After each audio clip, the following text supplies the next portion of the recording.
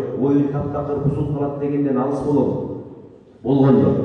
Биз мынагы жазында болгон окуя эч ким күтпөгөн, эч ким каалабаган, эч ким жактырбаган учур болду. Бирок ошого ким себеп болду? Сырттан келип бирөө себеп болгон жок. Аттар, байкуштар, жаныбарлар келип туруп чатак кылып жиберип себеп болгон жок. Өзүбүз оюнчулар, федерация, калыстар, бардыгыбыз күнөөлүбүз чынын айтыш керек. Аны бир эле оюнчу жерге ат таштаса койгон болбойт. Мына бардыгыбыз ошол жерге келип жетиптирбиз. Эми кайтып чыгабыз. Оюн уланыш керек. Жигиттер 28 жылдан бери биринчи жолу кырсык болду, бирок оюн талаасынан болду. Мурда да ата бабалар убакта болуп келген. Бул эми аттын үстүндө жүргөндөн кийин бул боло турган нерсе экен. Себеби биз азыр бир жерге жетиш үчүн машинеге отурбай койбойбуз да.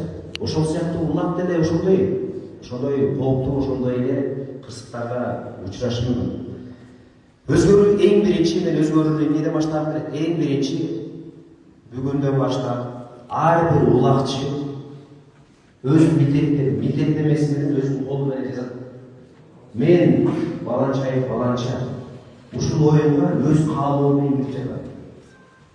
Ден соолугума, өмүрүмө бир кандай бир тобокелчиликтер болсо өз милдетим алам дейм. Эмне үчүн биздин эреже 18 жаштан башталат? Жигиттер мына башка мамлекеттерде ат үстүндө оюндар 15 жаштан бери ойнолот. Ошол 18ге чыккан жарым биздин Кыргызстандын мыйзамдарында өзүн-өзү билип алат. Саламатсыздарбы көрүүчүлөр. Бизде курултай болуп жатат. Бардык президенттин кубогуна катыша турган командалар ушул курултайда эреже маселелери көтөрүлөт. Ушундай баягындай учур болушу керек. Жакшы кандай? Бирок эреже бузуудан урап эмес. Кырсык болушу керек. 8 ат келет. О, тоголонуп кетиш. Бирөөнүн бир жери үзүлүп кетиши мүмкүн. Бул эми эч ким билбейт. Кандай гана болот? Кудай сактасын. Болуп кете турган ар кимдин өз колунан мен жазам. Саламатсызбы? Бул барыбызга сабак болду. Экинчи, биздеги тартипсиздиктин баардыгы эмне үчүн эл аралык деңгээлге чыга албай атканбыз? Ошолордун себептеринин бири биздин оюндардын бардак, башаламандык. Ошол кайсы жерде болот? 80-90% башаламандык мына командалар турган жерде болот. Баардыгы билесиңер. Анын өзгөчө алмашуу процессинде болот. Ошол жерге биздин мурдагы эрежеде 5 адамга уруксат болгон. Bir kalыс, bir başkırıcı 4 at borçlu деп koyduğumuz. Bundan başka 3 kana adam var.